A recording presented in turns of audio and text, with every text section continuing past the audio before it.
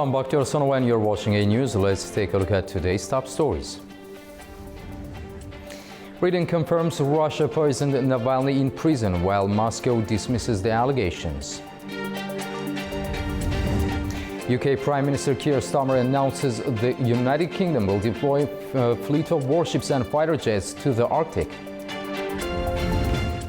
And the President of Ukraine, Volodymyr Zelensky, says the United States too often asks Ukraine, not Russia, for concessions.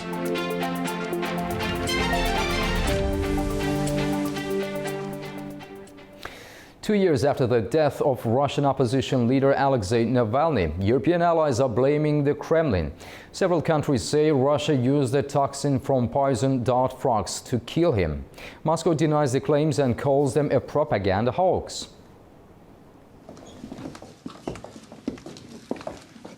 Five European allies are blaming Russia for killing late Kremlin critic Alexei Navalny, using toxin from poisoned dart frogs while he was held in an Arctic penal colony 2 years ago. On Saturday, the foreign ministries of the UK, France, Germany, Sweden and the Netherlands said analysis in European labs of samples taken from Navalny's body conclusively confirmed the presence of epibatidine. Epibatidine is a deadly toxin found naturally in dart frogs from South America, but it does not occur in Russia. The poison, described as one of the deadliest on Earth, is 200 times stronger than morphine. It causes paralysis, breathing difficulties and death. Speaking at the Munich Security Conference, European officials demanded accountability from Russia. Experts from our countries have been able to find out how Alexei Navalny was poisoned. And this is extremely important in order to be able to hold Russia accountable for what they have been doing and to continue to shine a light on their continuous lies. The five nations will now refer the matter to the Organization for the Prohibition of Chemical Weapons, which monitors countries' compliance with the Chemical Weapons Convention.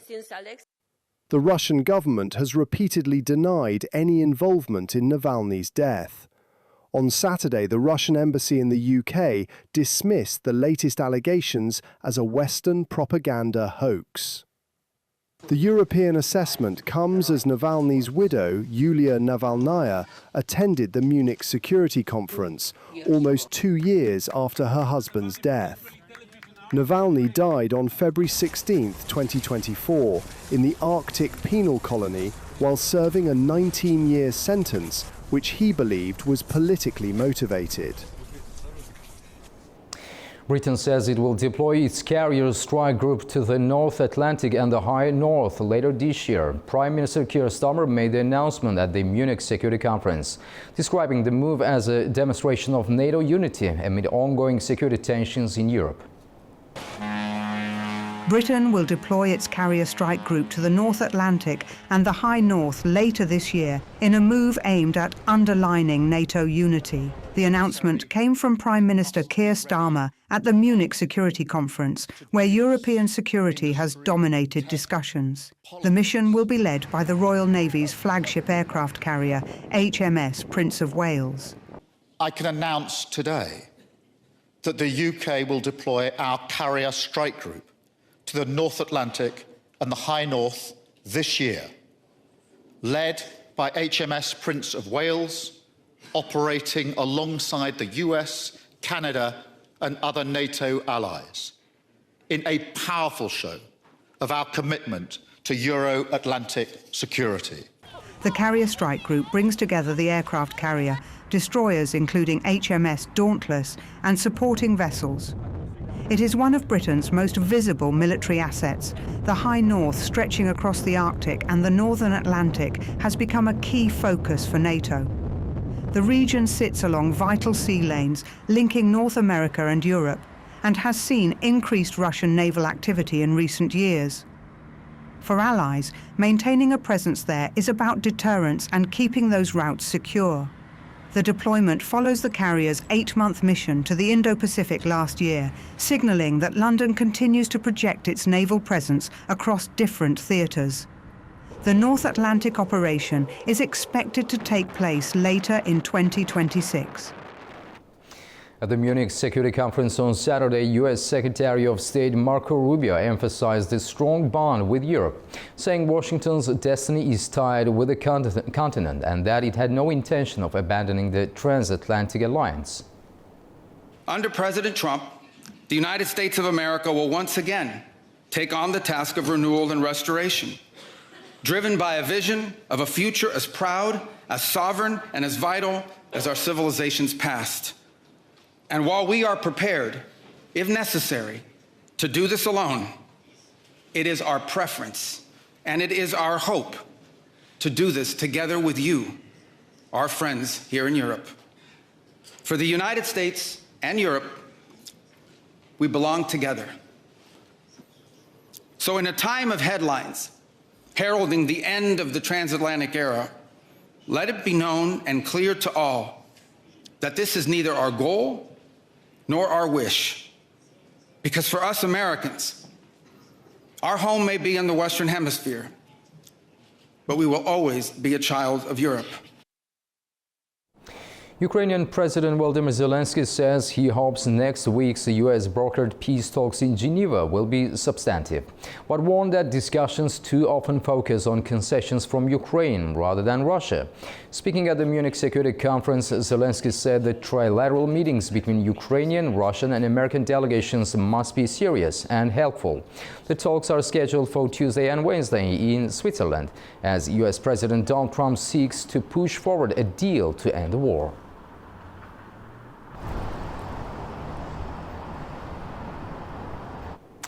Turning to the standoff between Washington and Tehran, President Donald Trump suggested that a change in Iran's leadership is not a bad idea, while saying talks are still ongoing.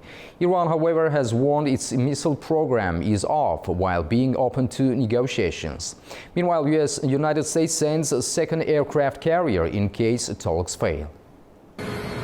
On Friday, US President Donald Trump said a change of leadership in Iran may be the best possible outcome, signaling a tougher tone toward Tehran even as diplomatic talks continue.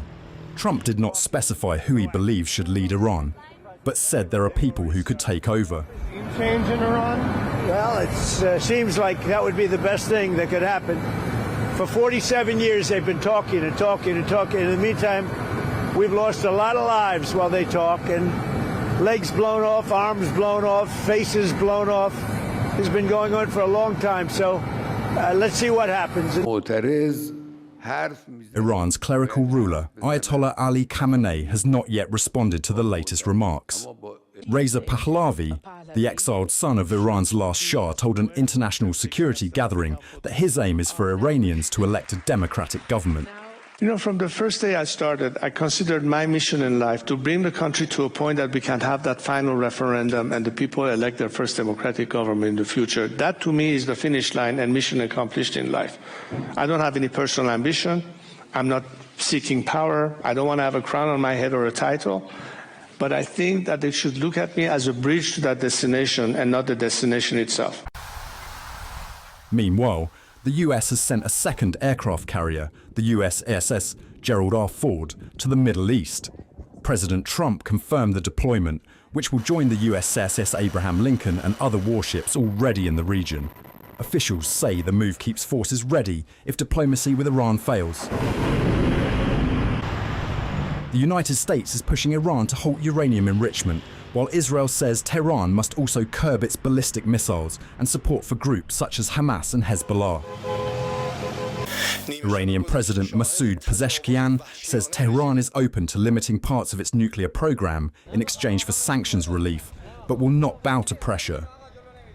Recent talks mediated by Oman have kept diplomatic channels open, though the timing and location of the next round remain unclear. The Pentagon is reviewing its partnership with AI company Anthropic after a month of talks over how its technology can be used. According to Axios, the U.S. military wants AI tools to be available for all lawful purposes.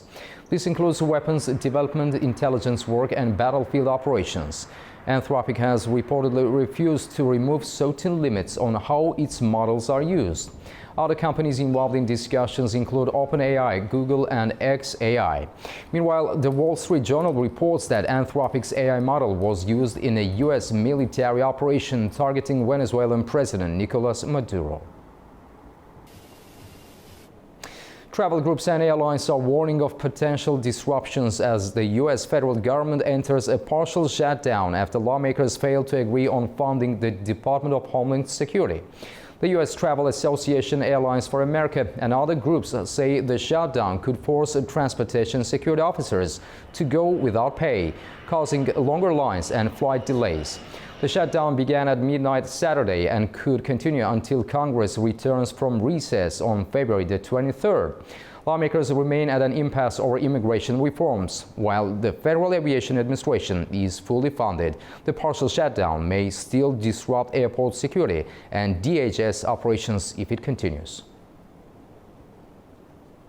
And now we'll take a look at the major stories from the region.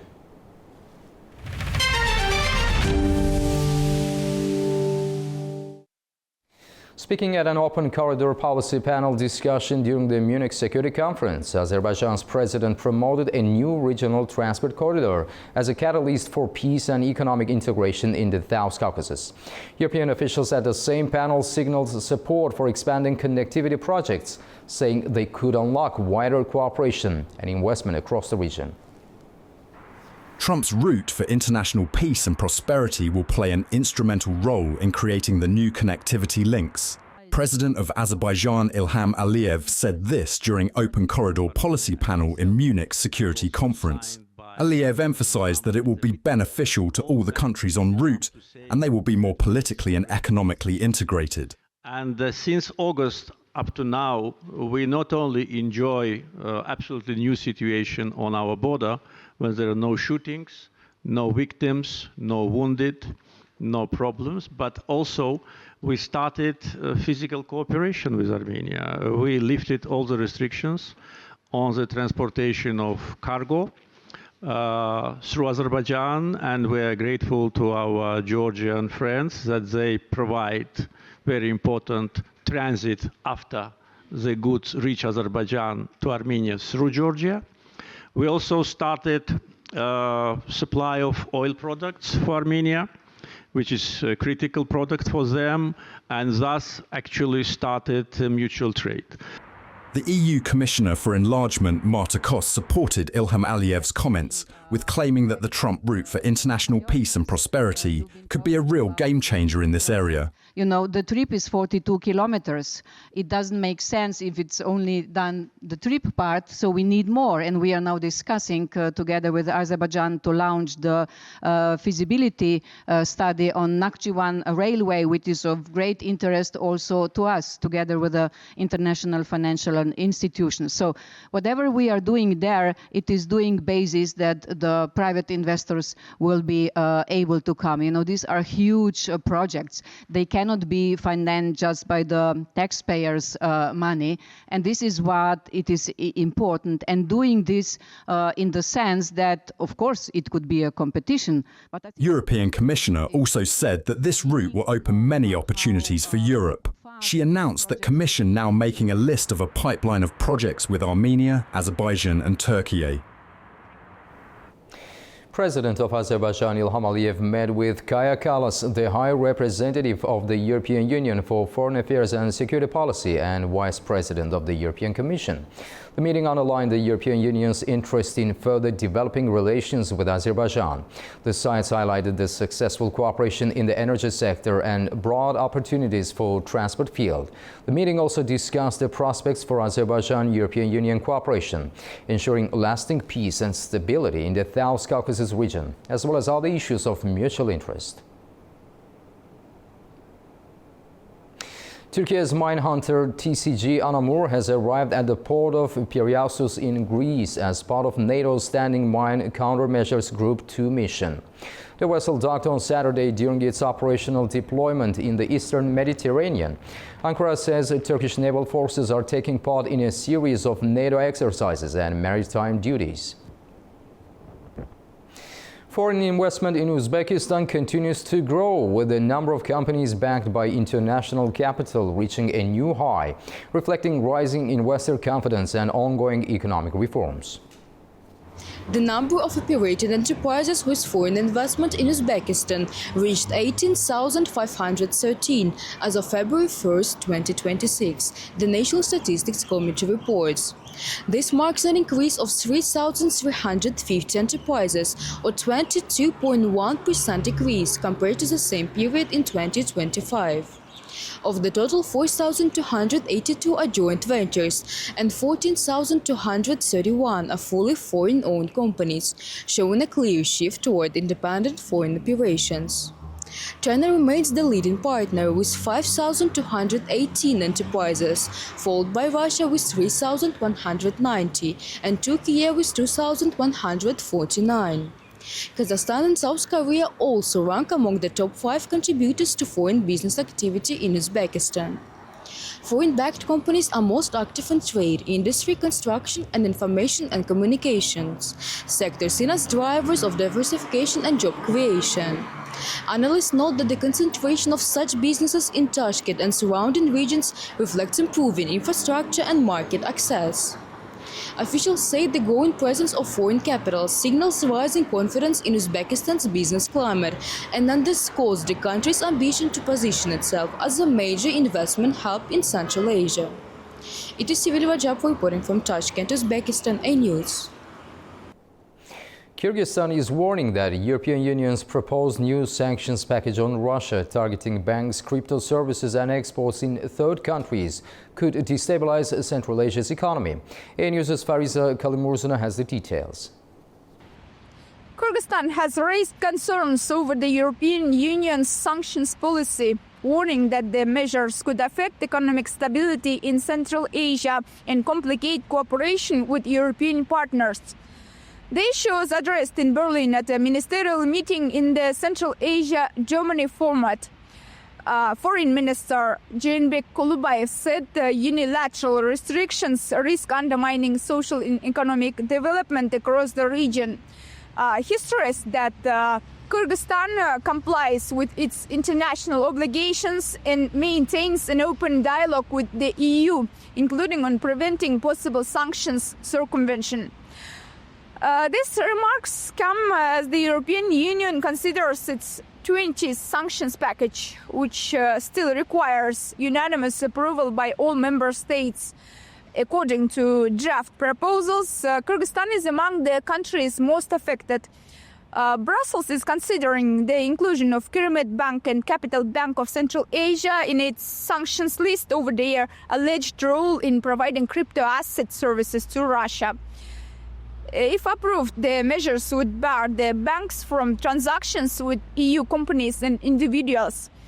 The package also includes additional export restrictions covering metal cutting machine tools and communications equipment. Sanctions pressure on Kyrgyzstan has been building for several years. The first restrictions were imposed by the United States and the United Kingdom in 2024, followed by additional measures in 2025 targeting banks and cryptocurrency platforms. Kyrgyz authorities have repeatedly rejected the accusations. Speaking at the United Nations last year, President Sadir Japarov described the sanctions as unjustified interference in the country's internal affairs and pressure on an economy still in the early stages of development. Fariza Kalimurzuna, A News, Almaty. That's all we have for now. Thank you for joining us and stay tuned to A News for more.